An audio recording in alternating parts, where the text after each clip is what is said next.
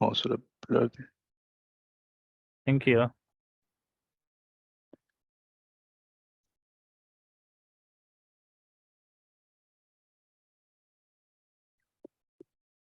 Okay. Hello, welcome everyone. We had a session yesterday we started with contact builder, and here let me try to share screen.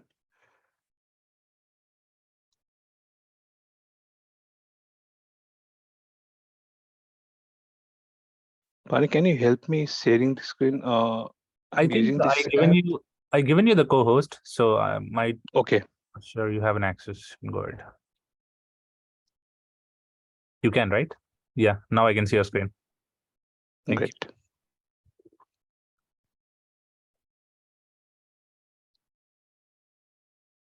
Okay.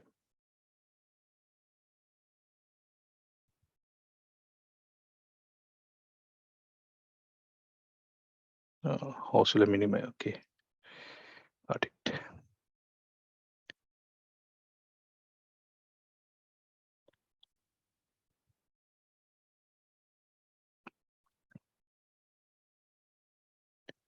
Okay, so welcome back, everyone. Yesterday I don't want to go into all this introduction and all. And today, as Fani said, we'll try to focus more on the demo side of this contact builder. And yesterday we discussed what is contact builder, how we should configure, what are the scopes of your configurations, what is data designer, all contacts, data source, data extensions, and some of the best practices that you should use with the contact builder. Today we'll be discussing more related to import exports, okay, from the contact builder. What are the common issues that arises that you have to take into consideration? Okay, uh, more with the best practices. First, we'll focus more into the best practices, and then we'll go with the data deletion, few other best practices, and more into demo. And I'll try to cover this very quickly with the demo. So from the contact builder, we can basically define, especially with the imports, okay, and this special case for me arises when we are using SMS subscriptions or WhatsApp subscriptions, right? So especially what you do, like say you have a data extension, sendable data extension, and you're performing the communication. So in the OAM, when it goes to the marketing cloud server, if it is a new subscriber, it's attached to the all contacts. The same applies with SMS also, well and good. But for WhatsApp, when you're doing scenes, now it is a direct integration, it is coming up. But when you're doing with scenes, it does not apply the same. You first have to actually import it to the all contacts with the contact number. So the import definition in this particular contact builder plays a very important role. And if you are very well equipped, you understand, okay, we are going to bring those subscribers, we are going to bring the data into marketing cloud, then this is the first place where you should start with. And we'll go to the all contacts in the mobile list and show you, okay, where you can basically create a filtered list of contacts, and then you can basically export or import into the data extension as well. We'll show that as well. Okay. Oh, went back. Okay. So this is the import. So when we do the imports, you have two options to define the import definition. Either you can import it to the data extension or you can import it to the list.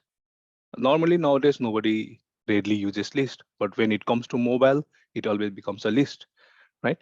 And you have basically here, the other options when you go to the next configuration setup with the import activity is like selecting, let's say if I select a data extension as my target destination, then you should basically always adhere to having the primary key. If you don't have the primary key, then your import process will always go to override. You don't have the options to add and update, right? So having the primary key is one of the beneficial thing that you should do when you're doing the imports. Okay. Now, these are the most common issues that do arise. That leads to a lot of issues with your query optimization. This leads to a lot of issues with your contacts, subscribers, and all. Okay, I'll try to show some of them as well. So the first one is the when you're basically configuring the trigger send, and if you're not well equipped with how to configure trigger send, then you'll be losing a lot of things or configuration items. I'll try to explain then, where basically you have to select the all subscribers or the publication list when you're using the trigger send. It's not mandatory, but it maybe if Salesforce allows it to make it mandatory, it would be much better.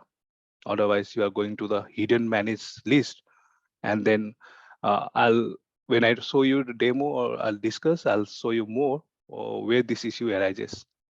Most of the people will come to understand what this happens, right?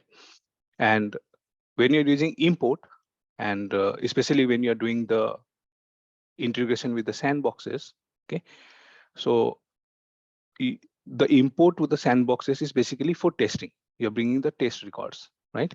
So is it really required that you bring all the test records into the marketing cloud? And is it really required that you are using population? And if you are using population and you are inserting into that population data extension, right, it is going to the all contacts and increasing your licensing cost. So maybe you can think about it. Should we basically bring all the test records into marketing cloud or not? Okay. And the another important thing is with the data is what you're bringing into marketing cloud. Are you bringing the poor data? Okay. Are you not? Are you bringing any data that they are being tested? Let's say you have a sales cloud, which is getting integrated with marketing cloud, and they have the sandbox environment where you have millions of records, and they are also in the sandbox area. There might be sometimes they use sandbox. People get confused with the sandbox and the testing environment or the development environment. So some of them call this sandbox, uh, making as a production backup. But I haven't seen most of them follow the sandbox jargons, or they will be more of a test data, right?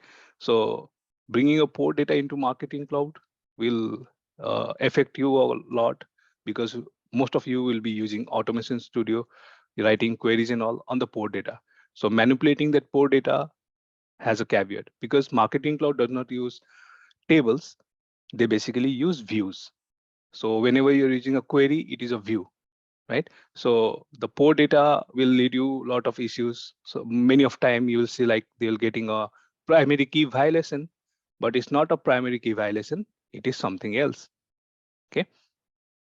Now, the other process is, yeah, first focus on your bringing quality data, and then maybe you should always concentrate on having a data contact deletion process that you can incorporate with automation studio or with API call or with SSJS and all. That will help you, with enhancing your data quality. Okay. And also, like we discussed yesterday, we said like, okay, especially with the email application, email channel, whenever you have records which are on held, right, which are in unsubscribed status, you should periodically try to clean the data. And if you want to basically store the subscriber base, you can store it in the non-sendable data extension for your future references, right? For tracking, you should have send logging and you can track. So those things that is there, because if you use a data deletion, you're definitely going to lose the tracking of the subscribers. So if that is important, maybe you should have at the beginning only, you should have started a mechanism with Automation Studio to uh, extract all the tracking and put it into your FTP. So you have another mechanism to deal with all this contact deletion. Okay. Moving forward, yeah, there's one other important one, which when you have the MCC Connect, MC Connect, to use a synchronous data extension. And at that time, if you're doing a data deletion, then that is the most focus area where people has to make it very tightly coupled, what things to be considered when you're using synchronous data extension and a data deletion. We'll cover that as well. Okay. So now coming to the best practices of contact builder, it is highly recommended that you use only a single contact key. You should not be like, okay, I'm using phone SMS communications, then I'll use a different contact key, which might be your GUID. Okay, and for email communications, I'm going to use contact ID bringing from the synchronous data extension. This will lead to a lot of potential duplications, and it is never recommended that you do. So there, if you have bringing based on your segmentation is being done based on email communication, SMS communication. So that's why we yesterday discussed why we need population to basically tie it up together so that you basically somehow don't create multiple duplicates because based on your channel communication. The third point is you should understand what is the difference between all subscriber and all contact. And yesterday I said, consider all subscribers as a subset of all contact. So all contacts becomes the superset and all subscriber becomes your subset.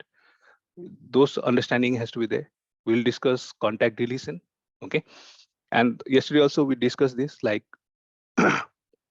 whenever you are using data designer and you always connect your data designer when you have try to have a one-to-one relationship with the cardinality and the primary key, basically the subscriber key or the contact key should be of data type string.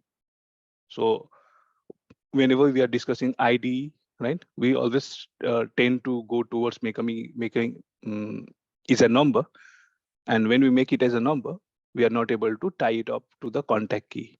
So you should understand the data dictionary of how marketing cloud works with contact and others, right? So the same applies with contact ID and subscriber ID, and contact key and the subscriber key is the subset. Okay. The most focused, I always more focus because though whatever we said yesterday, which are the best things that we should consider based on the marketing cloud, but as we progress in marketing cloud, we rather seldom use filter data extension, data extension, building data relationships. We seldom do that, right? And we are more concentrated with writing a query. And when you want to write a query in your automation studio, which is one of the best things that the marketing cloud has given to us, then you should focus on how to optimize the query. So first thing is related to the primary key. The primary key, the length, okay, especially the length has a very big impact in your performance of your query. And if you have millions, hundred of millions of records, then, and if you're using, you're synchronizing data extension when your contact ID is of length 18, but if you're making it 200, 100, then your performance to your query is going to be reduced, okay, because it has a lot of indexing concept into it. The second time is the data type. If you are not familiar with what data you're syncing and what data type you are importing into marketing cloud, and then you try to use convert or format and all, this also leads to a lot of performance issues.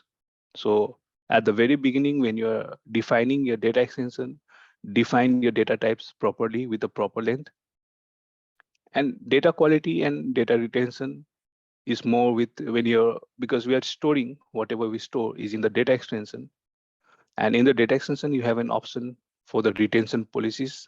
And once you define your retention policies, it will help you both with contact deletion, okay, data quality and others, especially when it comes to GDPR. So here I should focus more, saying that let's say you have a big team, okay, and in a big team, though you have maintained a master D, like a population, okay, if I take as an example of yesterday, where we have doctors, and you create a doctors population, okay, and you have a big team and everybody is focusing on the same use case. Somebody is focusing on the newsletters, somebody on the webinar campaigns, and some other campaigns, right? For that, what they do is basically they will create their target data extension as an entry source to a journey. They will have their different set of data extensions. You're creating multiple data extensions based on your journey configurations, right? And for other activities as well. And suddenly the GDPR comes into your picture. And if this is sendable data extension, well and good. You are doing a contact deletion. And when you do the contact deletion from all the sendable data extensions, all those records gets cleaned, well and good. But if you have to, they say you have to use encryptions to the personal informations, right? All the personal data has to be encrypted. Then, you know, if you haven't put the retention policies or other things, then it becomes an issue. Okay, so it's better you always add retention and all. You have a proper data model and model things and all that you have to consider. And the searchable arguments, uh, it's not like you basically write a query. Okay, we'll move forward fast from here. Okay, in the searchable query, when you use a where clause, rather than using not in, not exist, basically use greater than, or you say in. Okay, not like, these are also leads to performance issue. And the concurrent activities, uh, it's like, let's say you have multiple automations that are being, you're running in the automation. Okay, you have one data extension that you're manipulating or you're updating it. At the same time, if another automations, another query is running, that will also lead to a lot of issues. So uh, f- focus more on the concurrent activities. Maybe you can little bit of do a staging. Maybe you can modify the timing of your data activities that are being run. Okay, the queries that you're running with the concurrent activities, that can be done. So that's an overview with the optimization. Yeah, much in detail. Maybe I'll give it this to Pani, and you people can go through the every point that we discussed. Okay, because having more primary keys into your data extension, it decreases of big performance. Okay, and when you're using insert, like say when you want to update or insert data into a data extension, either query, API, or whatever, and you have multiple primary keys, it will also lead to a lot of issues. Okay, and yeah, so obviously we have like we defy marketing cloud sometimes, and we use varchar max into the data extension sometimes when you use from the email studio. But if that is really required, then only is better that you do. If not, I'll say never use this. Okay, so all these things, yeah, I'll try to move directly into, if I see something, I'll try to say one example. I'll just pick important examples that you have to consider. Maybe Pani, I'll give this to PPT to you, and you can share it to everyone. Okay, Sure. it will be a much better reference there. So few examples will be like you are running a query. Okay, and in the query, you are doing a delta operation. So the delta operation is to bring the data, which is for 24 hours, right? So if you're writing a query to fetch records, which is within that 24 hours, say the open click and all, but you're writing query giving 30 days. So that is one way, can restrict up to 24 hours, not to bring the data that is 30 hours.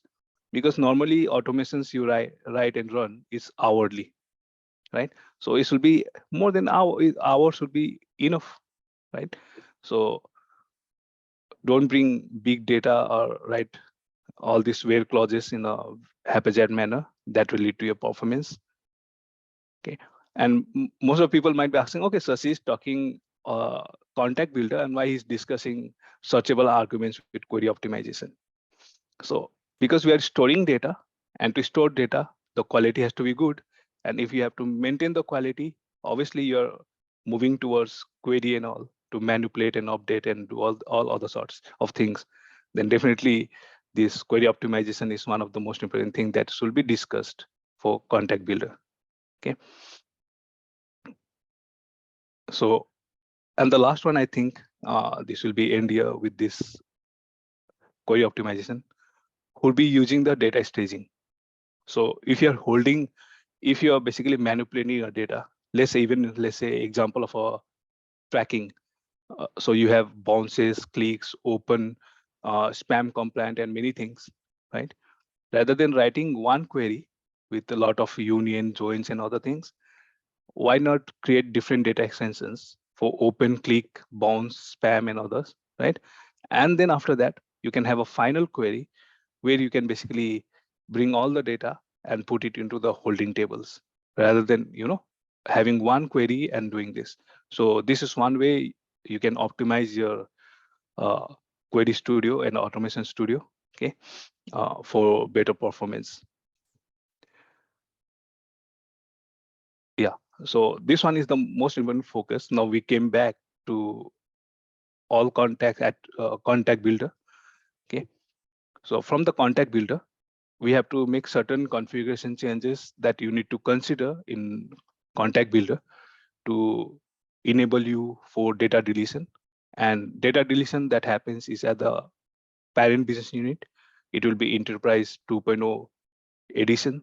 If you're using there, right, it will always be at the parent business unit. So you can do a contact deletion using contact builder, or we can basically select data extension or individual records as well, or a list. Okay, and then you can do the contact deletion. And you also, marketing cloud also gives you to delete via API, REST API. And for REST API also, you have two options. Either you can do it via list or data extension, is up to you. Okay,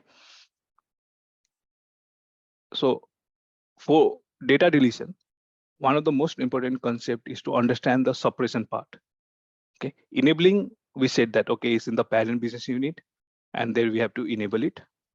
That is well said. Okay, but the process, you have to understand the process. By default, the process of, it is set by 2 day in the suppression period. And if you want to increase the performance of the suppression, like the whole deletion process, the suppression period has to be take it to 0. Okay, so here what you do is you start the initiation of the process deletion, and then it goes to suppression period. Okay, and once it does into suppression period, then it goes to the final deletion, and then you can monitor it.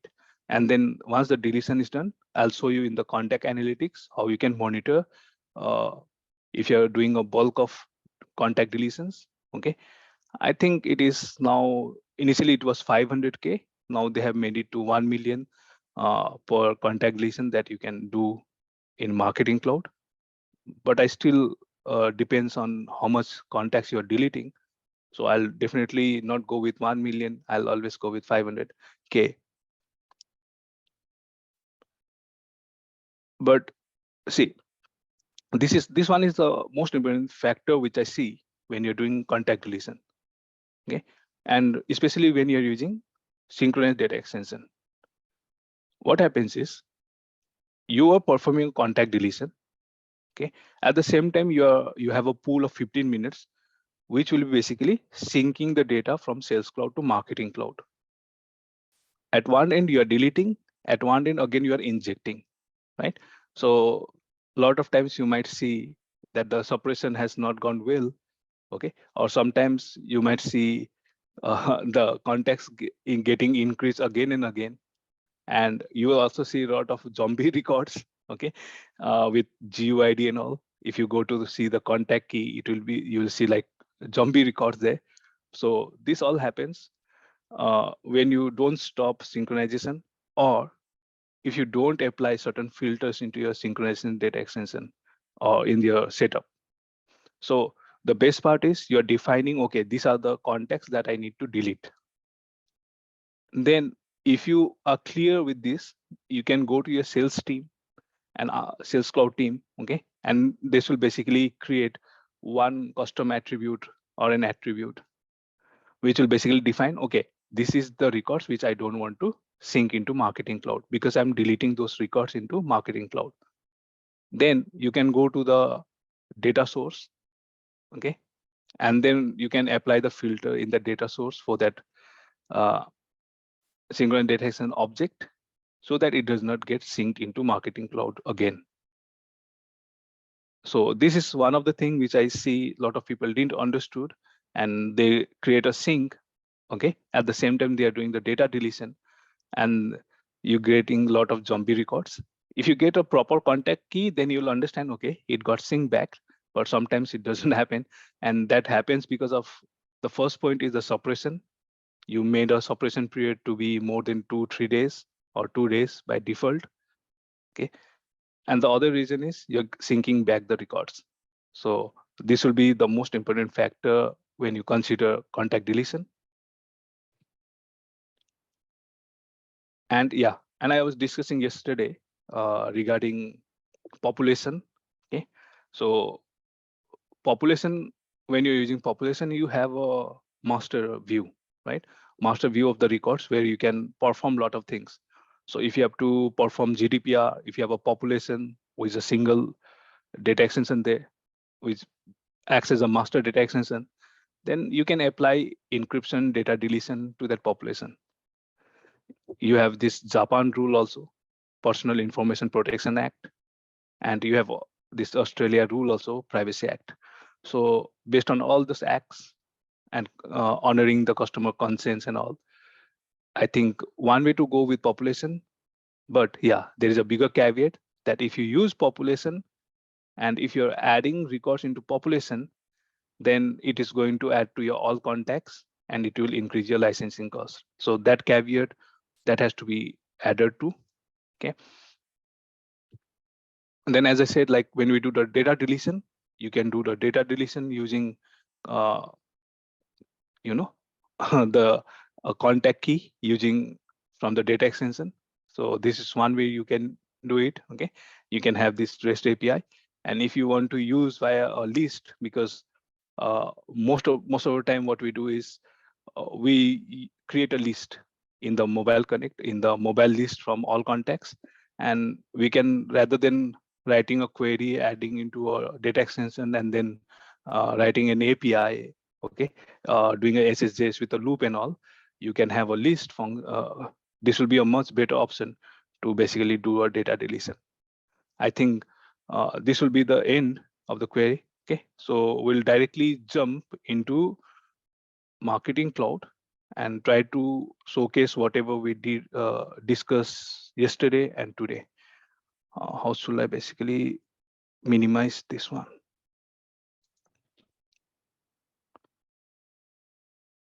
Is there an option to minimize this one?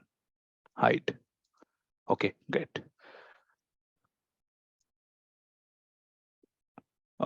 Pani, can you see my screen? I can see your screen. Yeah. Okay. So now today we'll do more of a demonstration, okay, rather than going with the slides. I'm not very good with the slides as well.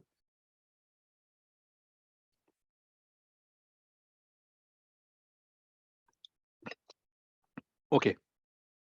So a small recap with yesterday's data designer. So as I said yesterday, we have in the data designer, we have attribute group and population, right? And it depends on the architects, how they are going to go with this attribute group or a population. And somebody yesterday asked me what the difference between population and attribute group. So the basic difference is there is no such difference, but the basic thing is how you're designing this model, your data model for your Marketing Cloud, and it should have always should have one-to-one relationship with your contact key. So if I go to population, right? So I have a contact key. Now with the contact key, I'm building a relationship. So I took an example of a healthcare industry.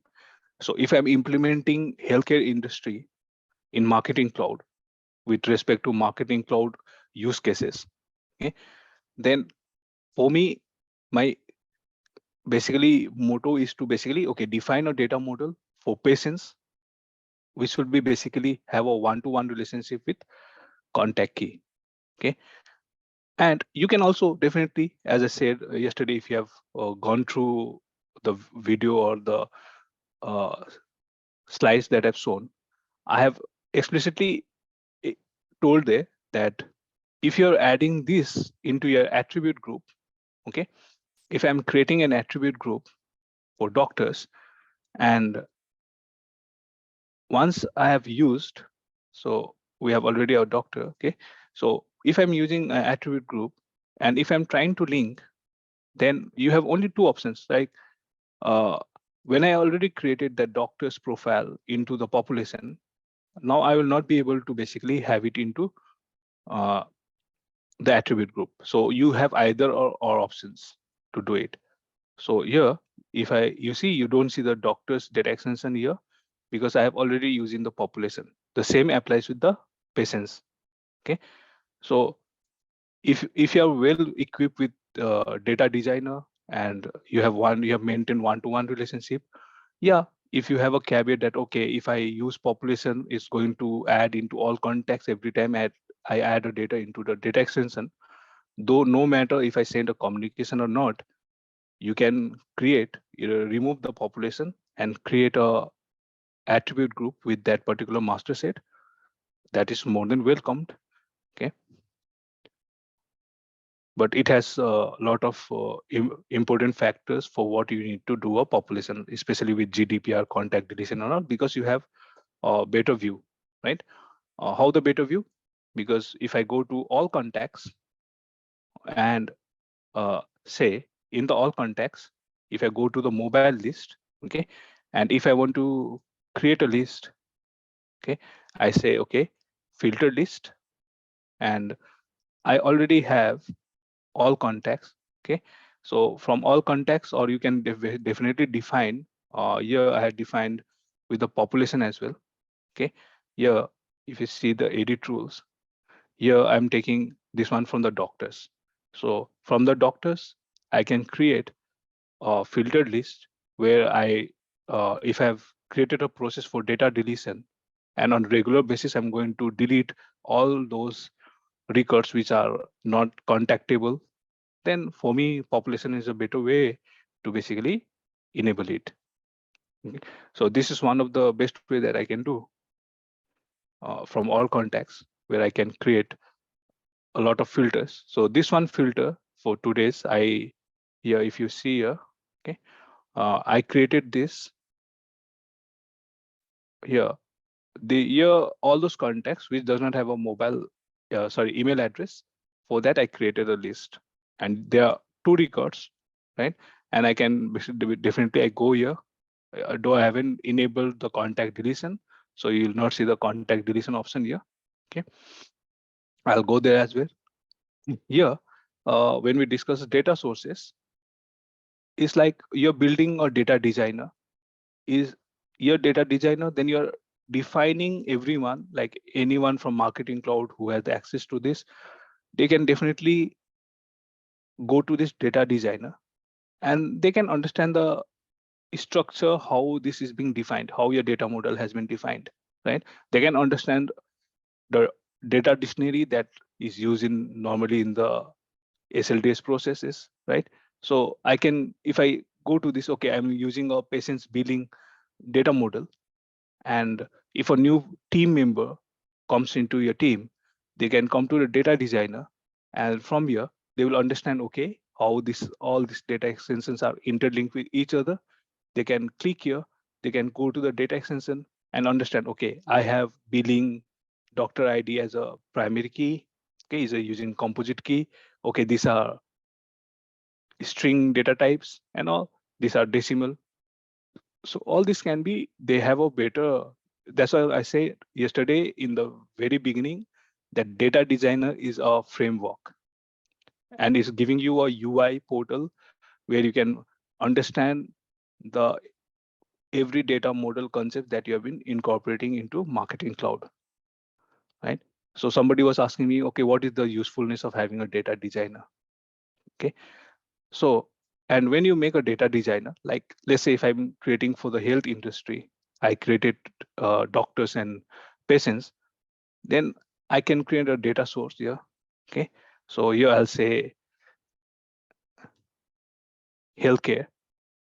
Okay, and once I create the healthcare, And I can see there are 54 attributes that I created during the data designer that I interlink different data extensions, and you define the data source, okay, the data model. Then here, if I create a healthcare, here, if I can go, let me make it detail 100% here. Okay, there's something wrong with this UI.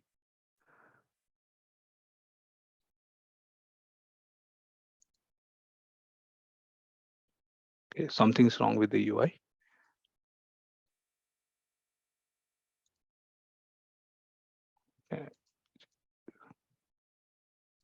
Okay, something is wrong. I don't know how to manage this UI part.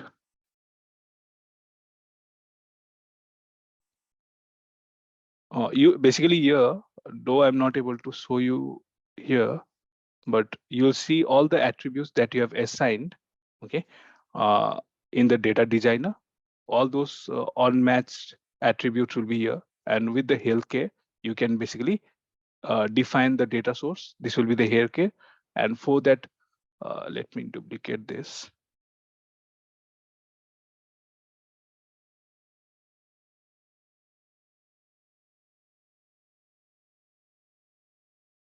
So you're in the data designer, okay, let's say if I just give a population, here is a doctor. So for the doctors, whatever you have here, like the doctor ID, email, title, and all these attributes will be displayed here, okay. Somehow my UI is something, though they can see this attribute group, this is for specialty, this is the patient's billing. So whatever attribute group that you have defined, it will be shown here. And I don't know how to scroll. Let me just minimize. I don't know. Yeah, something wrong with the UI. So you'll be able to select those fields and attach to this healthcare. So you're defining for what is the data source here that you can do from the data source. Okay. Here, let me refresh. Somehow I'm okay. Hmm.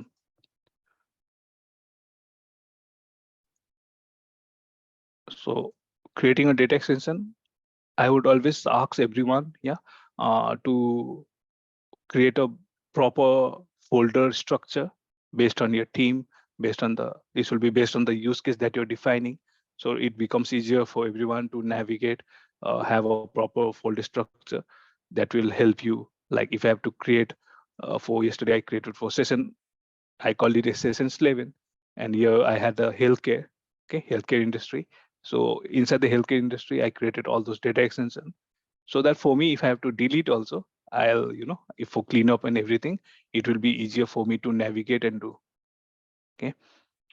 So there are certain differences how you create data extensions. You have two options to create data extension. One is from the contact builder. Okay. The other one, you can do it from the email studio. So from email studio, you go to the subscribers and you go to the data extensions. Okay. So there will be a lot of differences that you'll find. So for example, if I have to, even create a folder. Now, if I start with a numeric number, it does not allow you to create a folder which is number. But you have an option here if you want to create a folder with a number. Okay. So if I say 1 point and then I'll say integration, then it definitely is going to allow you to create that folder with a number. Okay. So I will definitely, if I go and define my folder structure, it will be like definitely with the 1, 2, 3, and defining integration, import, similar way. Okay. So I can do it from email studio, but I can't do it from the contact builder. Now, if I again, the other caveat, as I said yesterday, say I have already used this data extensions into the attribute group. Okay. I've created in the data designer. So here you get the notification saying that, okay, you should basically, if you want to make any changes to the data extension, basically go to the contact builder because it is tied with the data designer. don't try to make the changes from there. And here you don't see the edit button here. It will be disabled from here, right? But if I go to doctors and here, then yeah, I can create another attribute and add it to the doctor's data extension. Okay. The another advantage with data extension is from email studio is if you want to let's say create a data extension, then you get all this option, either the standard data extension, filter data extension, or the random data extension, right? But if you go from here, okay, you have only the standard data extension that starts building. Yeah, from there you can select a template or the existing data extension or create a new one, but you don't get these options of creating a filter data extension. So if you want to create a filter data extension, you have to again come back to Email Studio and do it. Similar with the random one, right? And whenever you create a filter data extension, though it will be populated here, you will be able to come here and see it, but you will not be able to define like how what filter has been applied to the data extension. You have to go to Email Studio and then see what is the filter that you have applied to. And again, with data extension, there's one more important thing was maybe somebody will be going through the data extension, or I don't know if there is some session, but you have a data relationship. Okay. Here in the data relationship, uh, you can create a relationship between two data extensions. Okay. And define, like when you use it to the data filters, you can define this relationship. So you have, let's say, doctor and say specialty. You have two data extension, okay? And you want to filter a specialty, a doctor having a specialty, which is basically oncologist. So you created two data extensions. So based on here, you can define the data relationship here. I can go to, I don't know if I've created specialty, okay? But in the health industry, I have the doctor, okay? Now I have to select another data extension, which is say, if I have the specialty, I don't remember if I've created it. Oh yeah, I do, right? So, but you need to have a proper relationship with doctor, and here it should have a specialty. Okay, so then you can add, and then what you can define a data filter where you can use this relationship, and then you can have a proper segmentation method that you can implement with data extensions. But that is not here in obviously contact builder again. Okay, this is another caveat here. What else with data extension? In data extension, okay, maybe I should concentrate on the episode 13 one. So if you create a data extension, let's say if I want to create a random data extension, let's say this is, what do you say? Okay, let me call it episode 13. Okay. Here, like this one, I have said multiple times here, this this testable one, I said it yesterday. If you make it testable, okay, and if you basically want to do the email preview and test, and if this is a testable data extension, you can create the preview of all the records that you have in this data extension and perform a test and send it to your email address, and you can validate. So it will be more with the QA team and all. Okay, I was not going there, I was going here. So I'll go to retention, but here, let's say I'm able to create, let's say I have a JSON, which I want to store, I don't know the length, okay? And then you can have some JSON ID or something. And then it allows you to create a data extension where, you know, this, yeah, obviously this relationship, I have to change it back because I made it sendable, okay? So even if I'm not entering the field length, you'll be able to basically create, that is like max in varchar. Okay, here you can do it from Email Studio. Definitely, if you try to do it from Contact Builder, it will not give you this. Okay, so it will not give you this option to create. So I say I'll not say test, max length.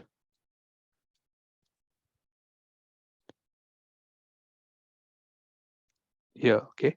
So if I say some ID and let me try to remove this, see, it is a mandatory field here. So you have to definitely add the length. So this is one. Okay, this is just maybe you consider something else, but I don't like doing all these things. Okay, now going back to the retention policy here. So this is one of the most important thing that you should consider with the data extension, having the retention policy. You have a lot of options, either to delete individual records. Say I'm running a campaign. Okay, so from the master D, I did some filter using query or filter data extension. I created data extension, and this is a one-time send, or say is even a multi-send with different touch points in a journey. And then this campaign is going to, end on after a month. Then maybe say I'll say 30 days. Then I can, if I want to retain the data extension, well and good. If you want to delete the data records, then I can, after 30 days, it will be helping me with the GDPR and other laws and all, if I have to incorporate in my marketing cloud. So this is the best way to go about it. Even you have an option to even delete the data extension, okay? Maintaining the data quality, maintaining the good quality of marketing cloud. This is one way to go. If you're running a campaign, and for every campaign or weekly newsletter, and you're trying to do this, this is one way to do. Okay, so weekly, if I'm talking of weekly, then obviously I'll not say 7-8 days. Oh yeah, there are other caveats with VWAP and all, but this is one way to do about it. I'll not say like you have to manage, you have to maintain this retention policy for every data extension, because if you are making as a sendable data extension and using in a journey is okay, but if you're using via automation email activity, then your VWAP that will be incorporated in your email, that will have an effect. Okay, so you have to understand it's good practice, but it's not necessary that you have to do for every data extension. This is where we were. Yeah, we were in data extension. Okay, now going to the import. So for me, import creating an import definition from here is more important, not with the data extension, but especially with when you have SMS and WhatsApp. Obviously, you can do it for data extension as well. Here, I don't have SMS long code, short code configured or WhatsApp. So I have to show you this input definition to be created using for data extension. So what we'll do, uh, let me create a data extension. So still I'll focus on the healthcare only. Okay. So for episode 13, I want to do a backfill for the doctors. So this doctors backfill. Okay. So I already have a doctor data extension. So maybe I'll try to replicate the structure. That's the same structure I want. So doctors. Okay. So okay, it's give you a name, so I can change the name.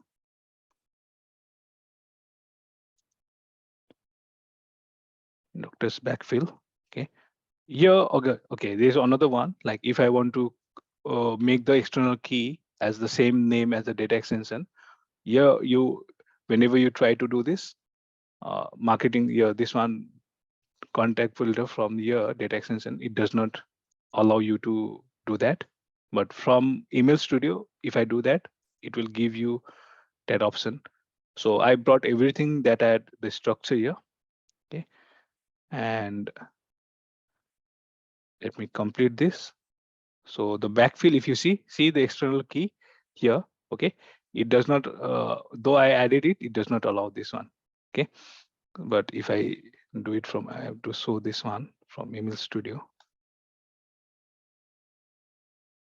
This will be more related, like everything is, this external key is type out with your journey builder, with you when you're using SSJs, WS proxy and all. This external key plays a vital role. This is the primary identifier.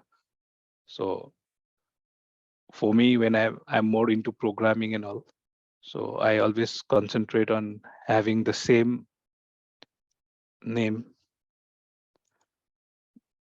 because I can't memorize the external key, but for me, I can remember the name of the data extension. Okay, so let's say I created a data extension. Again, I can create it from existing. Uh, 13. So your doctors, it was from 11. Okay. So doctor. Okay. And here I say, okay, I'll make it a backfill to doctor backfill. I'll just say 2. Okay. So here, if I create this one, I'm giving a external key as the same as the data extension name. Okay. So anyway, email address and all, I agree that this all is done. Okay. So here, if you see this backfill to, okay, and you see this external key, now it is taking. Okay. So I can refresh this as well, and you'll see the difference here. Okay. So it's not taking more the external key as a GUID, but it has no, so I can have this advantage here. Anyway, moving forward with the import, just to basically do the import, the best way what I do is, first I'll try to have some record. Okay, just is a test record, just dummy record.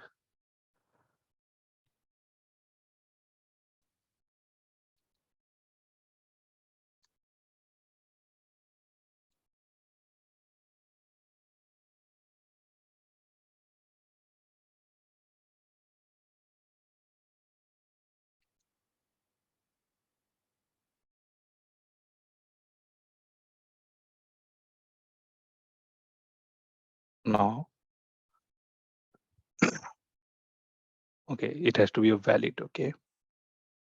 Let me see if I have already some records, if I had added here, because my doctor. Okay.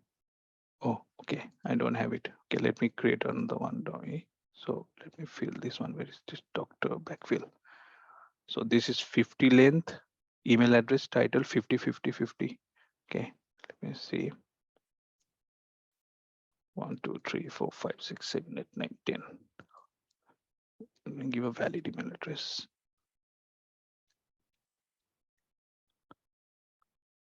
Doctor. Not all are mandatory, so that's okay for me.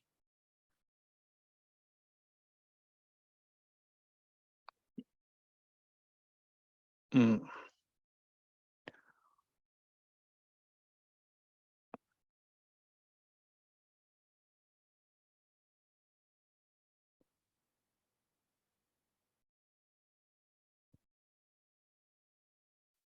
And specialty.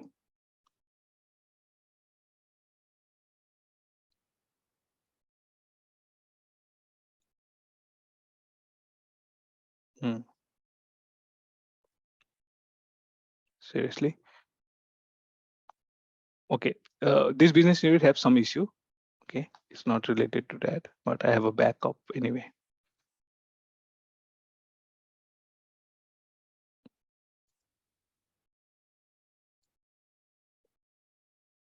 Doctor's backfill. Anyway, I have one record anyway. I have one file that I can import. Okay. So yesterday I had already won this. Yeah, so this one, what I said, if you don't have a primary key, obviously you have to do the override. Okay. So I was doing an import, let's say the import. Okay, so I took the wrong file. So since this is a CSV file, I should take a CSV file. So here is the CSV file. Oh, okay, this is a different data extension. I understood. So this one. Okay, I'll not with the doctors. I'm not able to create a doctors one. Okay, but with the master, I'm going to show with the master. So I created some. This one just a dummy record. Why I created was to export this file. Okay, and then use this. Let's say okay, give the date to use it in the import definition. I can clean up the data extension. So what I can do, I can do a browser download. Okay, you can have only one record also. That will be enough for you. Here, okay. So I'm basically this is the my let's say this is the master D backfill. I can rename this. Okay. So I created a backfill. Okay. Let me delete all these records from here. Why I added this record is to basically create a. I can basically if I don't have data here in this data extension, so Marketing Cloud does not allow you to give the export. Okay. Yeah, because the data extension is empty, you will not be able to export. So to get the file structure, I add a dummy record and then I can create a file structure. Then once I go to import here, because we were discussing import, okay. Then here I can select a data extension and I can choose, so this was in downloads, okay. So I can choose that file here. Now I can select a data extension, which was the master backfill, okay. Master backfill, yeah. So obviously you have to have a primary key, then this one. And obviously, I always ask everybody encouraged to check these two boxes also, okay? Because when you're using this as to respect the double quotes and all, it will have a better data quality. So normalize numbers and all with locals and other all these things you'll be have here. Okay, you have other options to do, like if you're using comma separator will be CSV tab. Then you can I'll show you how to create a tab version of that same CSV file. Okay, so you create this one. Then you have options either by ordinal or by header, but I will always ask everyone encouraged to do by manually. And then from here you can select each attribute. Okay, because since I was using a file using a dummy record, it basically by the header row it was properly mapped, so that becomes an advantage. That's why I was trying to add a dummy record and do that, so I don't have to do it manually. Okay, so once I create this, I give a name. So this was a master D backfill. Okay, then I always keep the same name.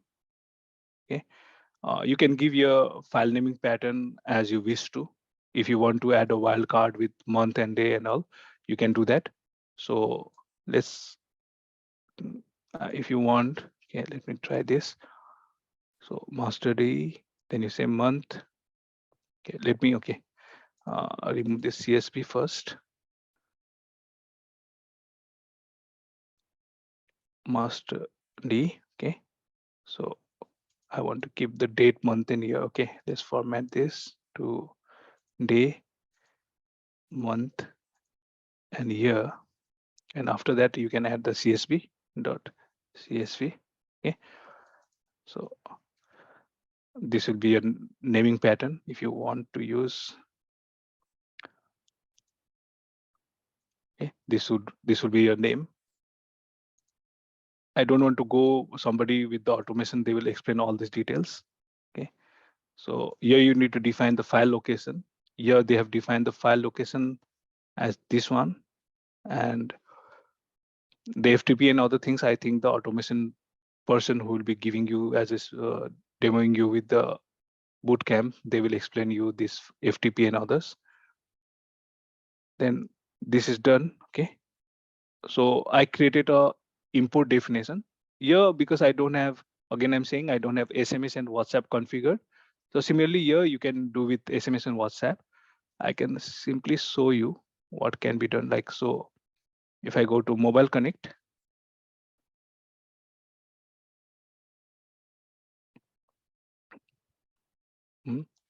and when you go to add contacts. Okay, so you have an option, okay, where you want to add the contacts. Now either you set to the existing standard list or to all contacts. Then again, the same way, you can choose a file, okay, and I say agree. And when I say next, that's okay for me. But in the next one, I'll be stopped because I need the the long code, short code, and the keyword to be here. So I'm stopped here. Okay, so that's a caveat. But yeah, definitely, if I can go back there. Okay, so it's the same one. This mobile list also is the same. So WhatsApp also you can create similar to WhatsApp import definition also from this import. Okay, uh, in the email studio, sorry, in the automation, you have this option with the imports. Like this is the definition that has been created, right? So let's say if I have to create that, if I were to implement this here in the automation studio, I simply need to do the import file activity. Okay, the import file.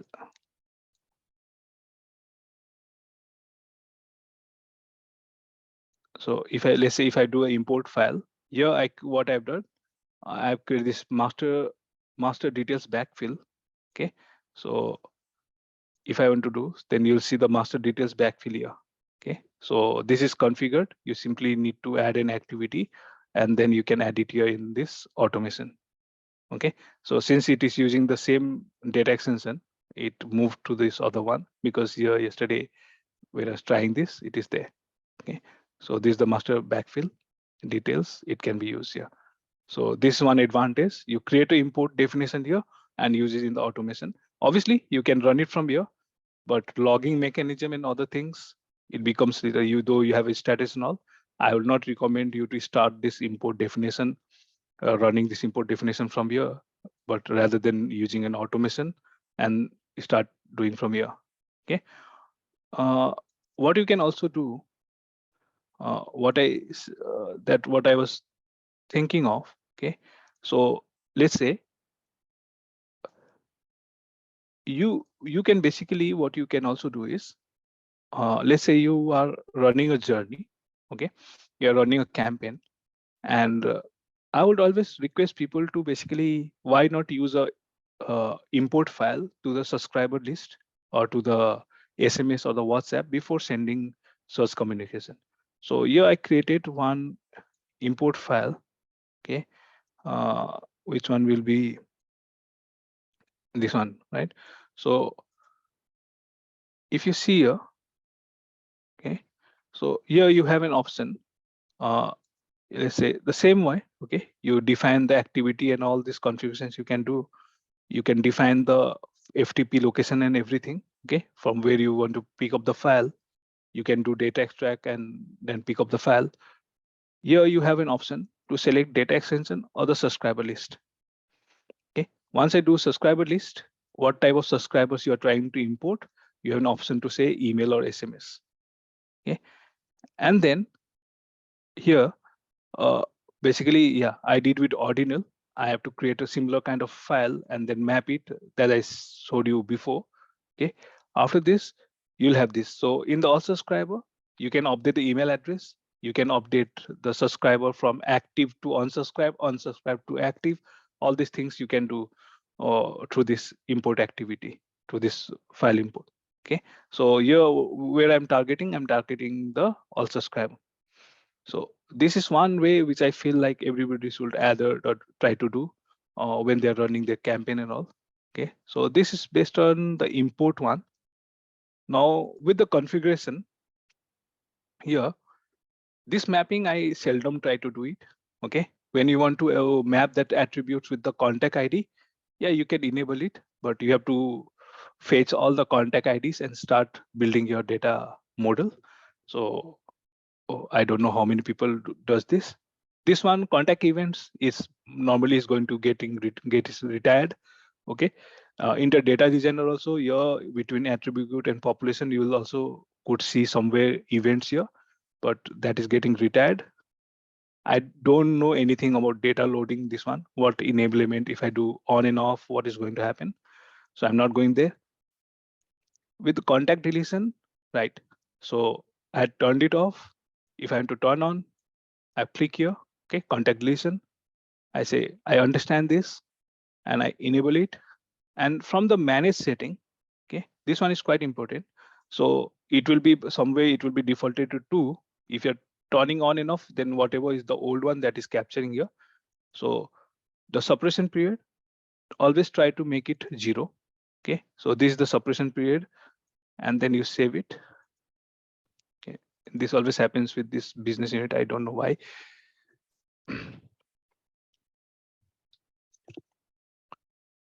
So for contact deletion, you have to make it the contact deletion, you have to enable it.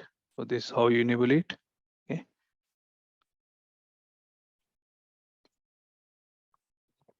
It is 0. Okay. So once this is done and you go to the mobile connect, sometimes you have to refresh if not showing. Here is showing you create mobile list. Let me refresh this.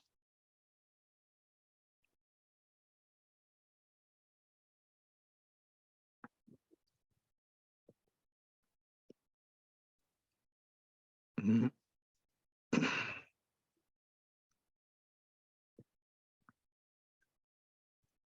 It might take some time, but yeah, you'll be able to enable the deletion from here. Yeah, yeah. So you see now it changed here. Okay, I got a deletion button here. So if I see this one, yeah, I created this episode 13 where I said I have this contacts, okay, where there are 2 contacts which are basically does not have email addresses. So I can select here individually and I can delete it from here, okay, or I can this one is the delete selected records. So if you do this one, so what it says here, deleting removes information relationship, all provision channels, okay, from journey builder, contact builder, audience builder, email studio, mobile connect, mobile push, group connect, Einstein, everywhere. Okay. And then here is the suppression period that starts. So obviously they are using a sanity check before deletion. Okay. All the sanity checks will be done. Suppressed contacts does not appear in the journey builder once it is suppressed. Okay. Suppressed contacts do not appear in the contact builder. So once this suppression is done, from the very beginning, you will be start, no, it will be hidden there. Okay. So all these things will happen. And then the data deletion process happens, right? So this is how you can do the individual records. Now, if I go back in the all contacts from here, okay, I have an option to basically select a data extension. I can select a data extension. So let's say I created a backfill. I can create another data extension here. So for me, it will be like, okay, doctors backfill.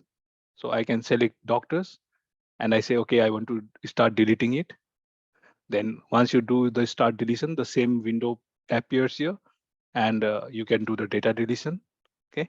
And once you start a data deletion, you then see once I enable this, another tab like contact analytics got enabled. So you'll get another tab and here from here you can track it, what is happening, whether it's in the suppression period or whether it is doing a deletion or all these things you can do by data deletion here. Okay. I'm just recalling what I said in my slides because slides are quite important. So just I recalled, I said with the trigger sent. So when you create a trigger sent, you go to interactions tab from email studio. You go to triggered emails. Okay. And here I'll show you what normally people, what mistakes they try to make. It's not intentional, unintentional mistakes, but it has some lot of issues.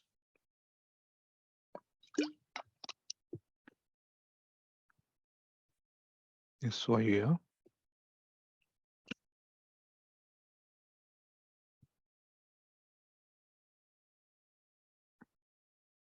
To trigger send.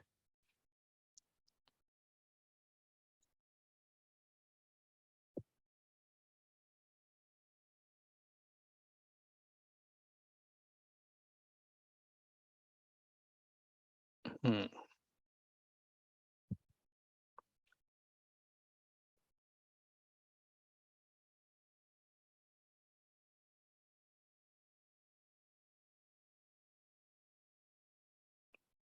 The UI in Email Studio, this is quite definitely is a big issue.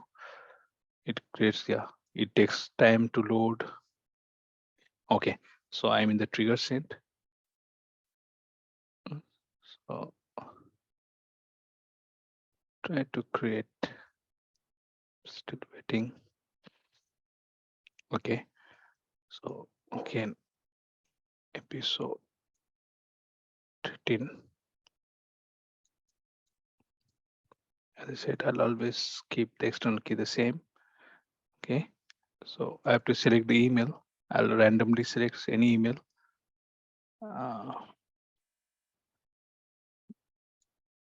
Hope they have some proper email.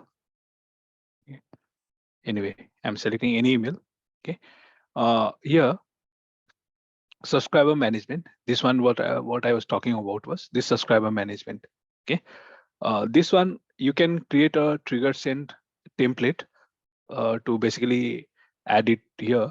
Okay, so whenever you create a template, you can create a trigger send template and attach to this trigger send. But it's not mandatory that you need to have a trigger send template data extension attached to a trigger send.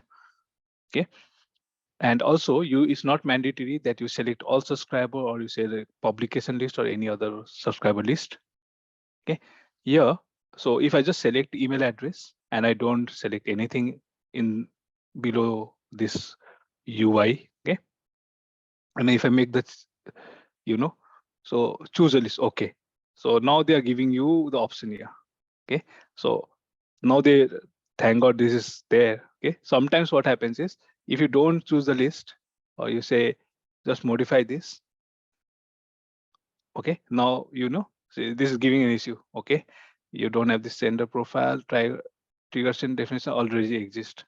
Okay, let's go back.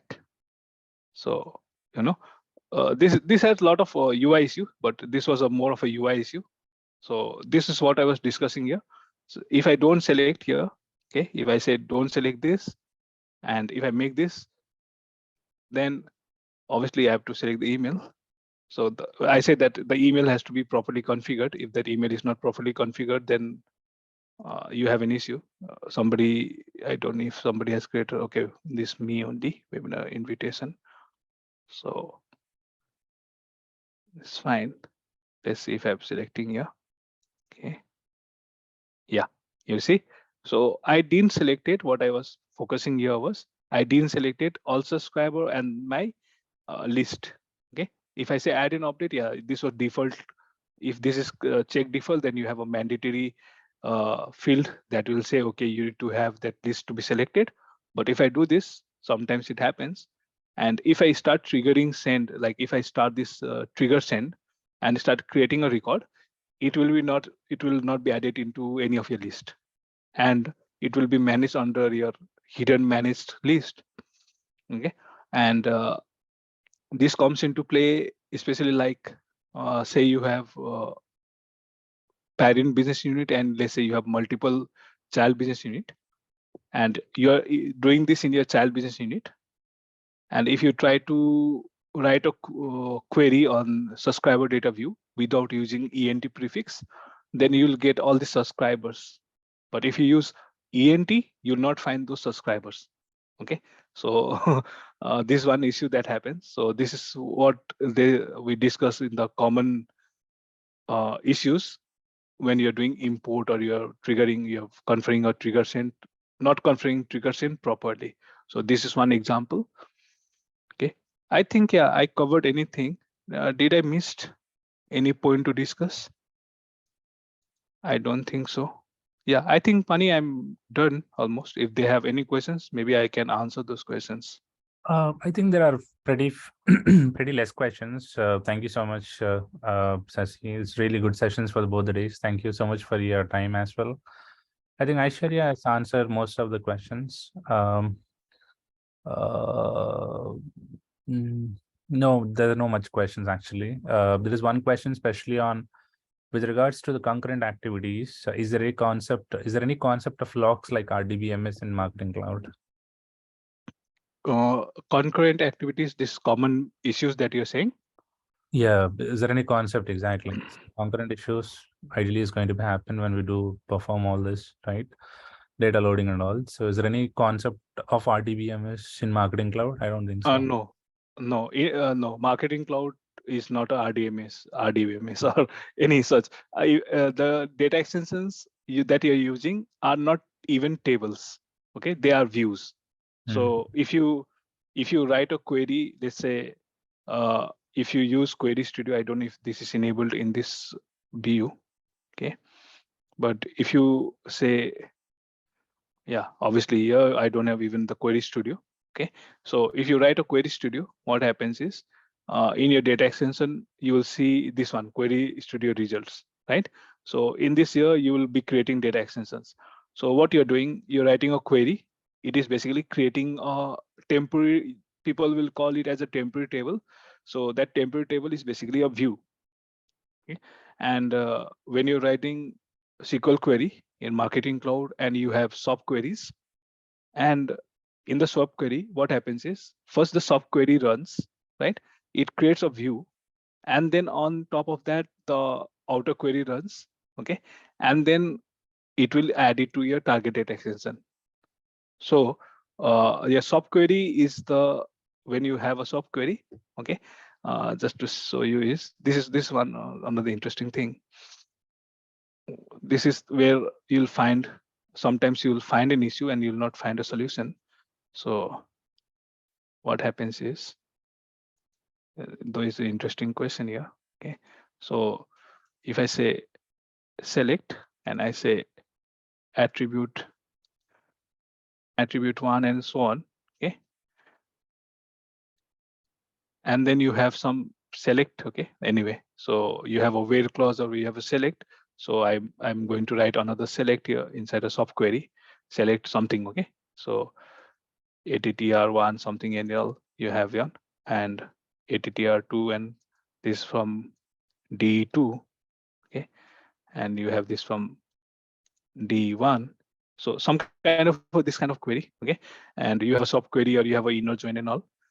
Now this sub query, you say this attr1, this one, if you're trying to bring this one, though it is this one is not a perfect example, but this attr3, let me keep 3, okay. So the data type of this data extension is say date, okay, and your target data extension is of type string, okay. So though it will try to do the typecasting itself, but sometimes what happens is you'll land into a lot of primary key violations, and you'll feel like, okay, I don't have your issue with primary key, why it is giving a primary key violation. So you'll see like you have written a subquery, and the subquery is of type field as date or say integer, and your destination data type is of type string. Then these issues do occur. And why this is occurring? Because this is not a relationship you said as RDBMS, okay, where you're try to run a native SQL query. These are not native SQL query. You're inserting and you're not doing insert statement or offset yet. So of the statement, set and all, you're not doing, you're just doing a select statement. So you have to keep that in mind. That's why you said like create a data extension, staging data extension and all to perform your query activity and all. So yeah. Thanks, Rishi. I think no questions from anyone. I think that's it. Thank you so much for the great explanation for both the days, and thank you so much for your time, Shashi. I know it's really tough time for for you to have organizing all the other elements. Thank you once again. Yeah. Thank you. Yeah. Thank you, Pani. Yeah, is obviously I'm a quite a busy person, and I defy a lot of rules. Okay, I try to do conduct sessions based on my own flavor. That's why if you see, go and see my AMScript enablement or journey enablement, which is concluded. So I go in a different transaction where where Salesforce will also have to give their lot of answers. Yeah. Thank you so much. I know. Thank you. Thank you Mhm. all. And then I'll stop the recording.